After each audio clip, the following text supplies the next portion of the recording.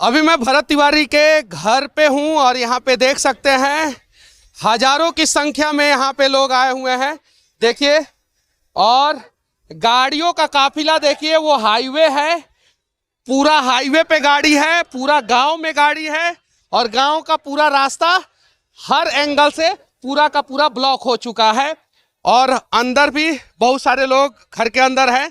और ये महापंचायत इसलिए बुलाया गया है कि बिहार के लोगों को पता चल सके कि ये एनकाउंटर जायज हुआ है या नाजायज हुआ है एनकाउंटर।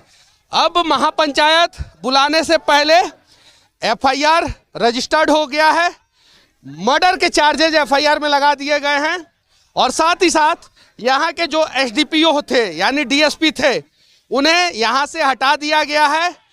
लाइन हाजिर या यूं कहें तो मुख्यालय अटैच कर दिया गया है और यहाँ के जो एसएचओ थाना प्रभारी जो थे उन्हें भी यहाँ से हटा दिया गया है।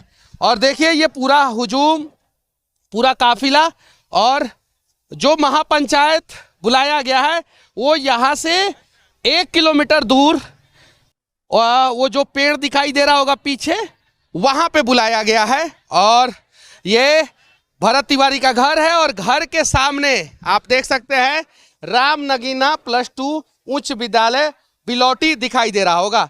लोगों का कहना है, मानना है कि ये जो बीच में जगह है ये या कहीं भी एक प्रॉपर जगह पे भरत तिवारी के लिए एक स्मारक बनाया जाए और साथ ही साथ परिवार को 1 करोड़ रुपया का आर्थिक सहयोग दिया जाए, एक सरकारी नौकरी दिया जाए और सरकार आश्वस्त करे कि इसके बाद से इस प्रकार का एनकाउंटर कभी भी नहीं होगा। ये देखिए, ये जनसैलाब जो उमड़ा है, शायद से ऐसा जनसैलाब कभी किसी एनकाउंटर के बाद नहीं उमड़ा होगा, कभी नहीं। अब ये एनकाउंटर पे चर्चा क्यों हो रहा है? बहुत सारे लोग बोल रहे हैं कि भाई फलाना जाति का बच्चा का एनकाउंटर हुआ या इसका एनकाउंटर हुआ, उसका एनकाउंटर हुआ, उस समय लोग क्यों नहीं खड़े हुए? पूरे भारत में 1947 के बाद से अभी तक आप सिंगल एनकाउंटर बता दीजिए जिसका एनकाउंटर हुआ हो उसके ऊपर एक भी मुकदमा दर्ज नहीं हो। सिंगल एनकाउंटर आप बता दीजिए 1947 से लेके 2026 तक कि जिसका एनकाउंटर हुआ है उसके ऊपर सिंगल मुकदमा दर्ज नहीं हुआ हो। दूसरा चीज, आप सिंगल ऐसा केस बता दीजिए जिस केस में जिसका एनकाउंटर हुआ हो वो लाइव वीडियो बना रहा हो और वो अपना हथियार फेंक दिया हो। सिंगल केस बता दीजिए। ऐसा कोई एनकाउंटर नहीं है पूरे भारत में जिसका एनकाउंटर हुआ हो और उसके ऊपर मुकदमे दर्ज नहीं हो या वो अपना एनकाउंटर का वीडियो खुद बना रहा हो और आत्मसमर्पण कर देने के बाद उसे गोली मारी गई हो। इसीलिए इस एनकाउंटर का चर्चा हो रहा है, पहला चीज। दूसरा चीज, भरत तिवारी अपने घर के लिए नहीं लड़ रहे थे। उनका घर का स्थिति ऐसा है कि ना घर के अंदर प्लास्टर है ना घर के बाहर प्लास्टर है। घर पूरा जर्जर स्थिति में है, हालांकि पक्के का घर है। भरत तिवारी लड़ रहे थे। इनके घर से 18 किलोमीटर दूर जवैनिया गांव है जिसमें बाढ़ आया था और सैकड़ों हजारों लोग विस्थापित हो गए थे।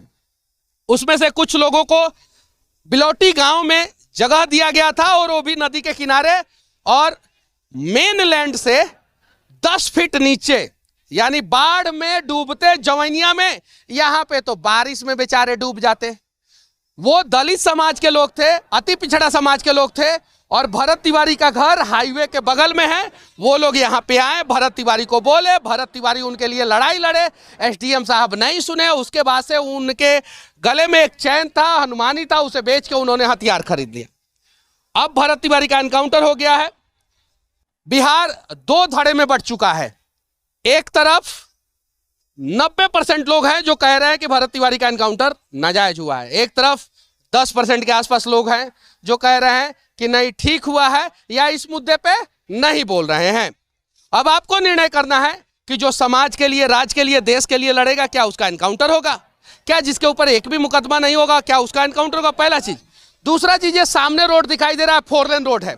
3400 करोड़ रुपया का 4 लेन रोड बना है। ये 3400 करोड़ रुपया का ये 4 लेन रोड का चर्चा अभी अमेरिका में हो रहा है, जापान में हो रहा है, यहां तक कि चाइना में हो रहा है। जानते हैं क्या है कि इसका चिप्पी टेक्नोलॉजी पूरा दुनिया में फेमस हो गया है।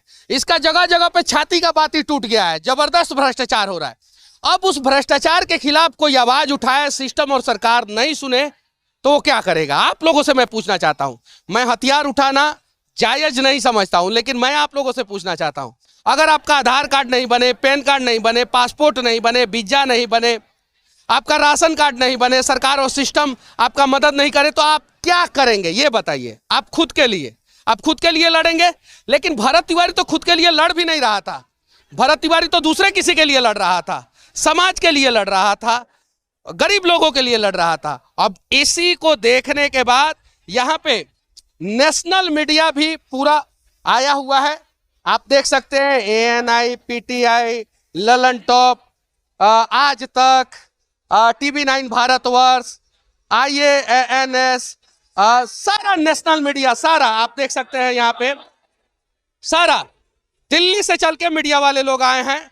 क्यों? क्योंकि इस एनकाउंटर का चर्चा हो रहा है। क्यों चर्चा हो रहा है? क्योंकि सबको पता है कि सबूत है प्रत्यक्ष किम प्रमाणम। अब देखिए यहाँ पे भरत तिवारी को इंसाफ दिलाने के लिए यहाँ पे लोग आवाज उठा रहे हैं और सभी लोगों को ये लग रहा है कि शायद इस महापंचायत के बाद भरत तिवारी को इंसाफ मिल जाएगा। यकीन मानिए भरत तिवारी को अब इंसाफ की जरूरत नहीं है। भरत तिवारी अब इस धरती पे नहीं है। अब आप अपने लिए आवाज उठाइए। अगली बारी आपकी हो सकती है। ये सिस्टम और सरकार अपनी चक्की में आपको पीसेगा, और जब आपको पीसेगा तो आप क्या करेंगे? तो अगली बार किसी को आजाद भारत में अपना काम करवाने के लिए हथियार ना उठाना पड़े, इसके लिए आवाज उठाइए। अगली बार किसी दलित का, पिछड़ा का, शोषित का, वंचित का सिस्टम और सरकार हक ना मारे, इसके लिए आवाज उठाइए। ये आवाज भरत तिवारी के लिए मत उठाइए, क्योंकि भरत तिवारी तो अब इस दुनिया में है नहीं। तो ये तो झूठ बात हो गया ना कि भरत तिवारी को इंसाफ दिलाएंगे। भरत तिवारी को क्या इंसाफ दिलाएंगे? जब भरत तिवारी जिंदा था तो उसके साथ 4 लोग नहीं खड़े हुए। अब आप अपने आप को इंसाफ दिलाइए, आप अपने बच्चों को इंसाफ दिलाइए, आप अपने परिवार वालों को इंसाफ दिलाइए, आप अपने गांव, शहर, समाज के लिए आवाज उठाइए। और यकीन मानिए इस केस में अगर कुछ ऐतिहासिक हो जाता है तो अगर गांव का भी एगो लड़का BDO CO के पास जाएगा ना, SDM DM के पास जाएगा ना, SP के पास जाएगा ना, फटाक से उसका काम होगा। तो अब आपको अपना काम कराना है या सिस्टम और सरकार की चक्की में पिस जाना है, निर्णय आपको करना है। यहीं पे इस वीडियो को छोड़ के मैं आप लोगों के बीच में जाता हूं।